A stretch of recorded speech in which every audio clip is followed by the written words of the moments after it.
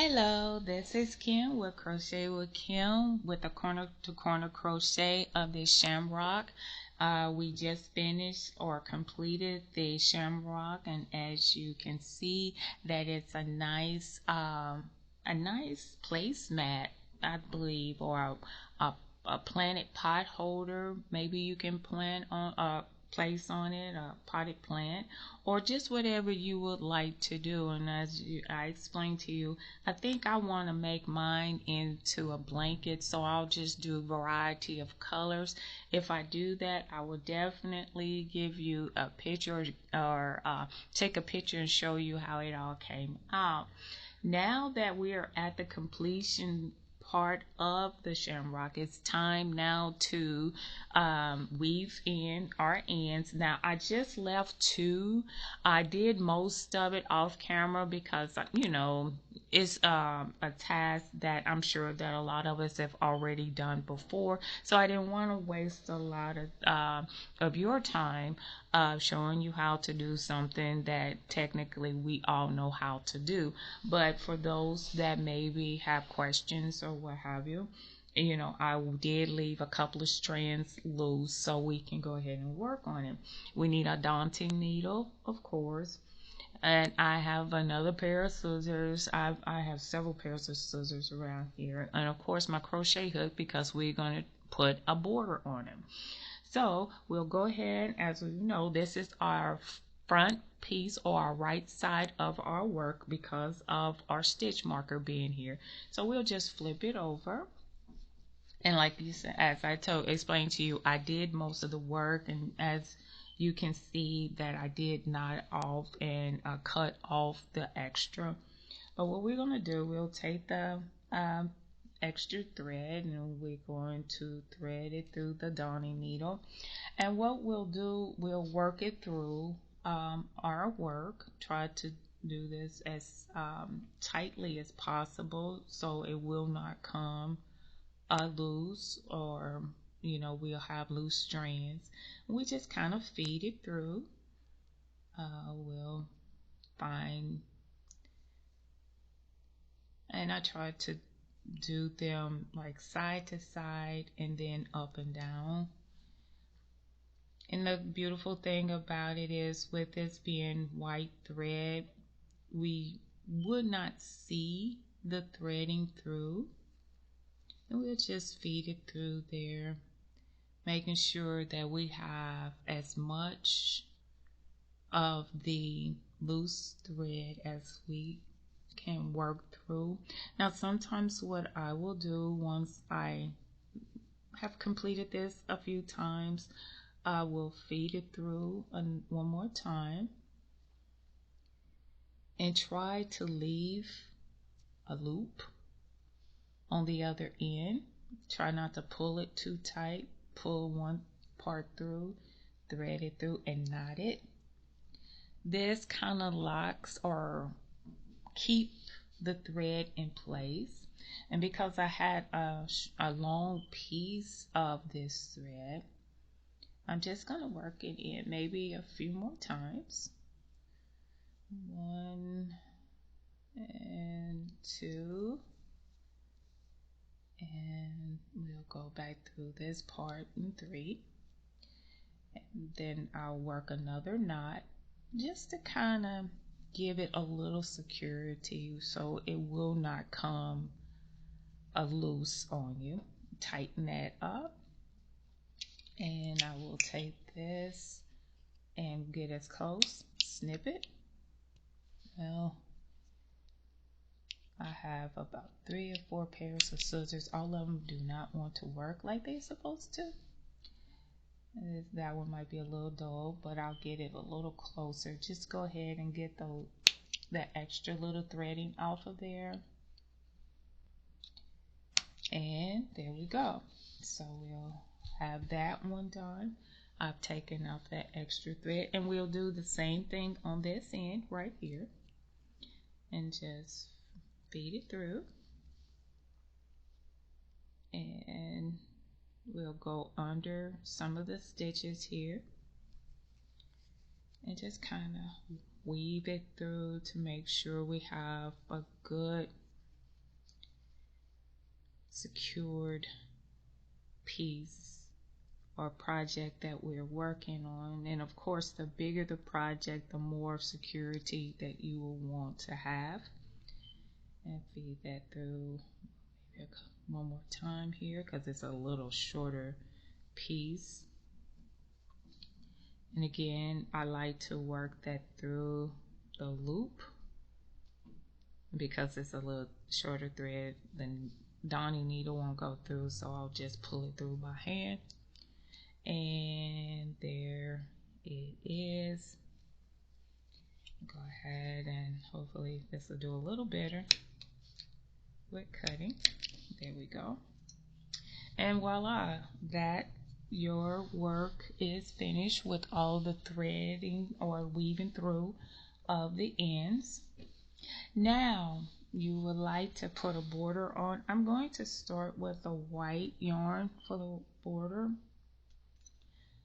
and we're going to start in this corner right here, and I'm going to slip stitch and chain 2, and then I will do another single crochet, I will chain 1 and then a single crochet and another single crochet.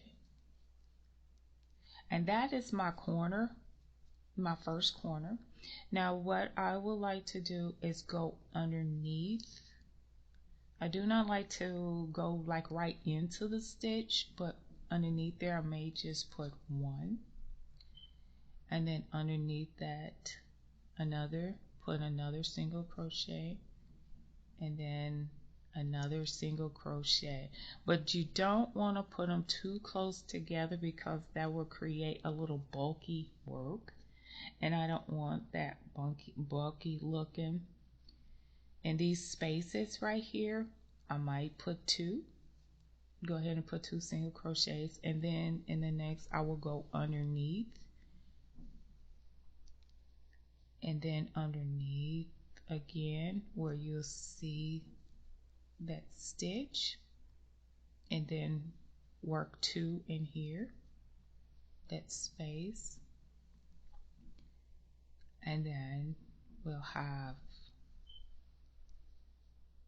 go under here and under here, and then in this space I might just do 1, and here 2, and then we'll do underneath a single crochet. Well, it's really like on top of the double crochets. You don't want to go under each and every one of them because your work will start cramping together. So we want to do them as far apart as we possibly can to not make it look so tight, but give it a nice little finish here.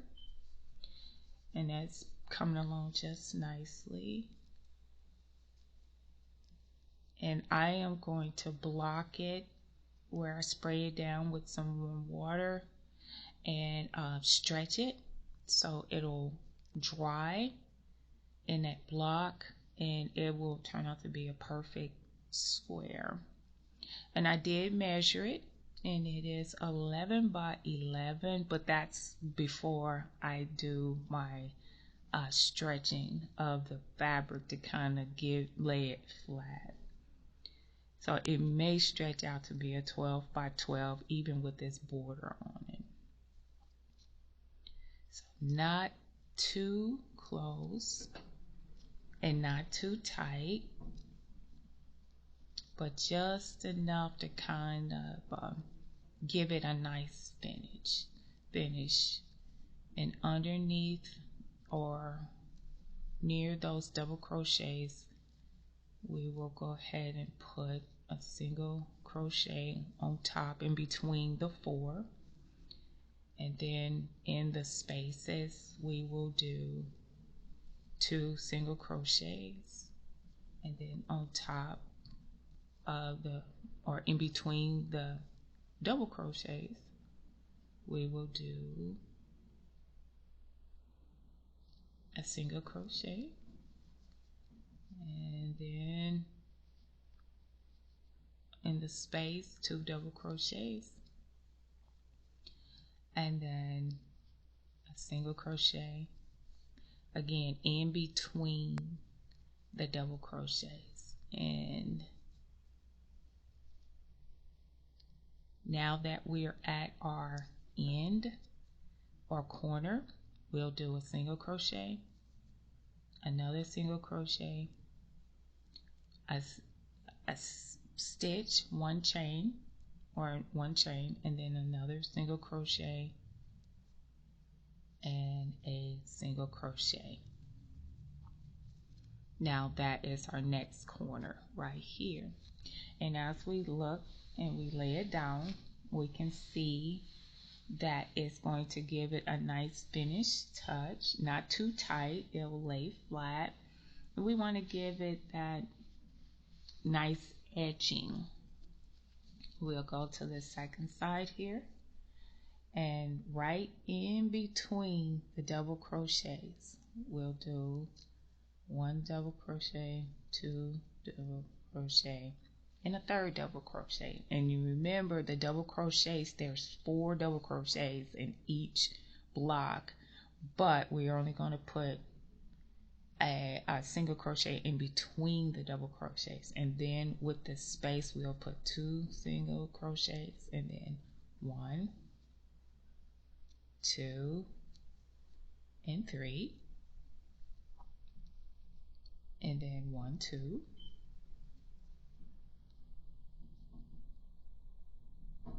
and then 1, 2, and 3, and then 1, and then 1, 2, and we'll just do that on this other side to make sure that we have a good number. I have not counted. Again, this is a new project that I've never done before, but I thought I would give it a try just to see what it turns out to look like. And I'm thinking that I'm really going to like it, especially to see it in different colors, and put it into a nice cover for the winter. Get myself ready for next winter and have a lucky blanket. That's what I would call it, my lucky blanket. And we'll go under that bar or post, and this is 2 single crochets, and then in between our double crochets we make sure that we put a single crochet, and then 2 single crochets again and underneath that post.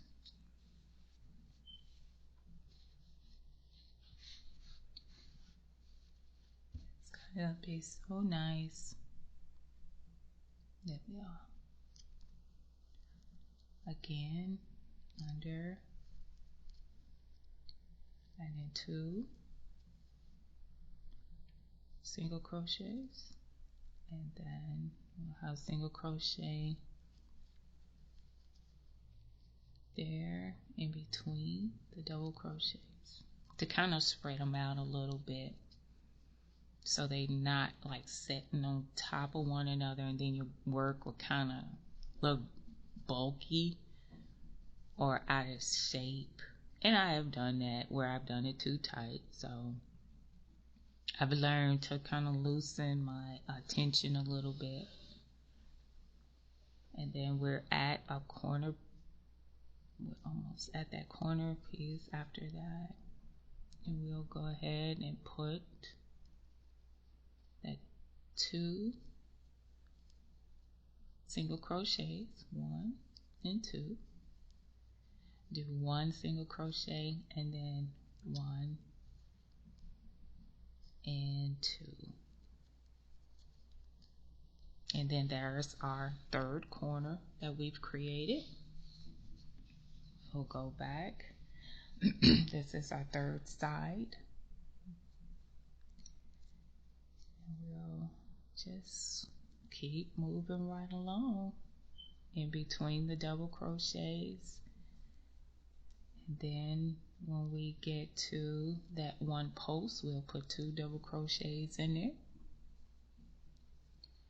And then a single crochet. And this works up pretty fast when we're doing the border. And 2 double crochets, and then we'll do our single crochets in between. And if you're hearing a little like it's raining, it is raining here. It just started raining as I was getting started, so I'm hoping it's not going to be thundering, but if it is, you'll know that it's raining here. And we'll go ahead and do our 2 double crochet in under this post, and then 1, 2, and 3, and then we'll do our 1 and 2 underneath there, and then 1, 2, and 3. And again, it's in between the double crochets that I'm working. And then underneath this post right here, this post right there, we'll go ahead and put 2 double crochets. Let me make sure I get underneath all the strands. And we'll do 2, and then go through, and it will be trying to go into the double crochets and instead of in between them, because if you go into them, you'll have more stitches than what you need, that your work won't lay flat. This is what we want. We want our work to kind of lay flat. And as you can see, it is laying flat. The edging is looking great. Like I said, I will have to block it to make it really lay as flat as I would like for it to lay. But this is where it all begins. It begins with just the start of the project. I always told my children, the hardest thing to do about any project is getting started. Once you get started, it's like it's easy to go, but the hardest thing to do with anything is getting started. And that's true. If you're thinking about, I need to cook dinner, and you haven't gotten up yet to cook dinner, and you keep prolonging it, but once you finally get up and start doing it, it's not so bad. Okay, we just completed our third corner. Well, yes, it will be our 4th corner, but we'll complete the end to show the 4th corner. But this is another corner for you. And so now we're going to go ahead and we're going to finish up this 4th side in between the double crochets. I don't like the way that was coming out. No, it's not tight enough. Sometimes I can do it tight enough, and sometimes I'm not as tight as I need to be. Hopefully that's a little better. Then we're at our post, so we'll do 2 in that post, and then in between our double crochets again. And that's what you'll do all the way around your project. Here we are, our 2, and then in between our post. So if we spread it apart, it will be here, here, and here. And then we'll do that one more, and then the post. And then here we are, one, and then in between here, 2, 3, and then we're here at this post again. So, and that's technically it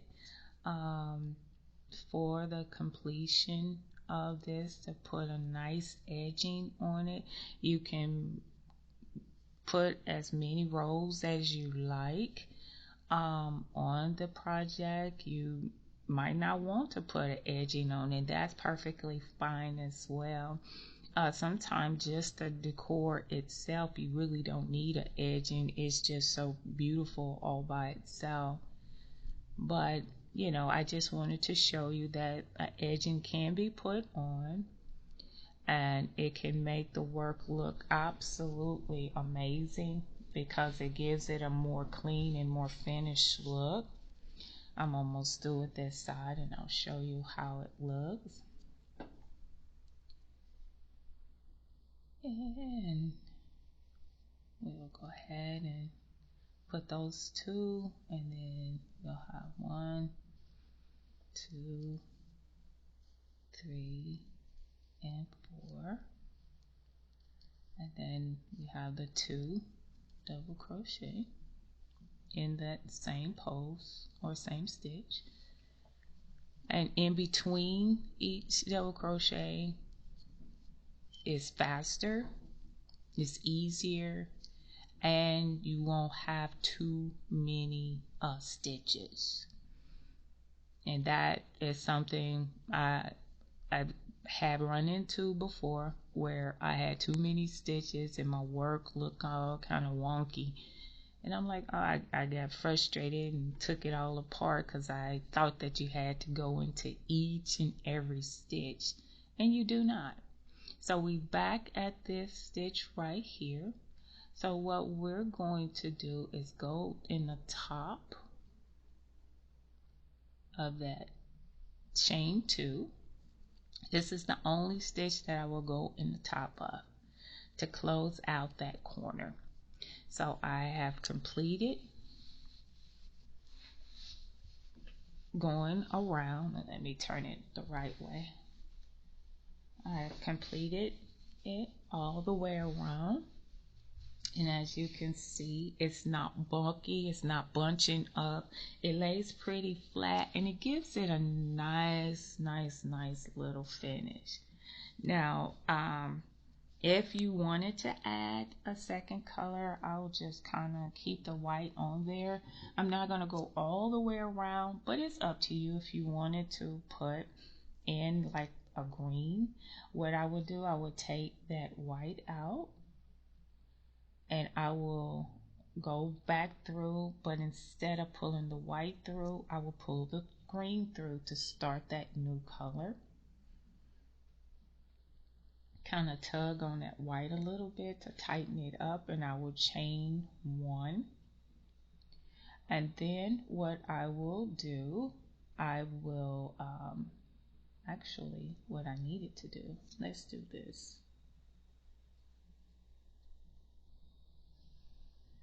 I see something. I could have finished it the way that I wanted to if I wanted to do just the white, but I want it closer to that point, so I'm going to go over to that second stitch, not that very first stitch, as if I was going to finish it. I will go over to that second single crochet closer to that center point, and then I will feed that through there to make it look more uniform. Still pull that kind of snug. And then what I will do, I will just slip stitch into that. And then I will go ahead and pull that through, and pull this and pull this green a little bit. And then I will do another double crochet.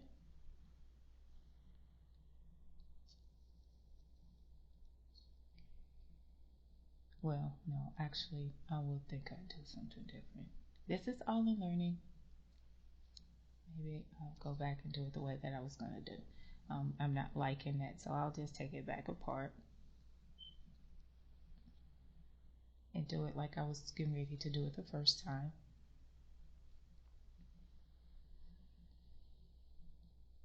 Oh, come on. It's not wanting to work with me now. And I know that a lot of people will want to be perfect the first time. I know I'm not perfect. I will make mistakes. So I would rather go ahead and just work through the mistakes, because, if we always do things perfect, then when you make a mistake, you won't know what to do. Or if it doesn't come out right, you won't know what to do. So my thing is, let me go ahead and make the mistake now. I can correct it so you can see where I made the mistake. And be like, oh, okay. So you can go back and correct the mistake. Now, it's going to be a little snug to pull through, but there we go. Got it through. Chain 1. And then we can go back in and do crochet and then 1, 1, and then go back in and do another crochet, 2 crochets to do that corner, single crochets. Okay, so now there we go. It looks a whole lot neater that way. So what I did complete it like I was going to do the first time, and fed it through. I slip stitch over to the center point, to that ending or to that corner, so it will be a little bit more uniform than to do it like I was going to do it previously. And then you'll just go right in through to the single crochets that you did on the previous row when you first put the border on, and then just keep going. And it's not difficult. It's not something that is tremendously hard to do. You just go ahead and follow your single crochet all the way across. Remember, when you get to the end, I'll go ahead and finish this one side, and then I'll just let you go ahead and finish it out however you would like to finish it. I'll go ahead and do this one side, and you just follow the single crochet all the way across the pattern, or across the project of this edging, and you don't have to skip any stitches. You can just keep going until you get all the way to the end. I'll show you again how to do that corner, and then you can finish the project on your own with the confidence of knowing that you have completed a shamrock. If it's the first time doing corner to corner, it is wonderful to see the project come to life. That's what I enjoy about corner to corner. And I hope that you enjoy it. I will have another project coming up here soon for Easter. I'm planning on having something fun, maybe not as big as this one, but it will be just as much enjoyable because they have more colors in it. It might be a little bit more of a task, but it will be equally as fun to watch the project come to life. So as I continue across this, and I'll show you how to do your corner, and then I will let you continue your project until you complete it the way, and you can put as many rows as you like. You can put as many colors as you like. If you want to change it up and do black, green and white, that will be awesome. Just however you choose to do the combination, it's really your creativity. This is just the basics of what I was taught to do. So we made it to our piece. We'll go ahead and go into that single crochet, and in the center where that chain 1 is, we will go right in the center there. And I know it's a little difficult, but we'll go right in the center there. We'll put 1 single crochet, 2 single crochet, chain 1, and then 1 more single crochet, and then 2 single crochet, the second single crochet in that same stitch to create your corner. And if you take a look, there is your corner stitch. Or let's do this. Let me do a few more single crochet. So I'll go right into this one, to this one, this one, so you can actually see your corner. And there is that corner stitch, and that corner right there, and you've created your second corner. And then you just continue on until you get to this one. Find that center, that single crochet, and then you do all the way around until you complete the project. Again, you can make as many rows as you possibly can, remembering that you need to put 2 single crochet, chain 1, 2 single crochet in the corner stitch, so it will evenly come out to be that corner to corner as you would like it. But this is the completion for me as far as the shamrock. I hope that you enjoyed this project. I would love to see your work. I will actually get a corner to corner crochet set up for Facebook, and I would love to see what you have done, what creations.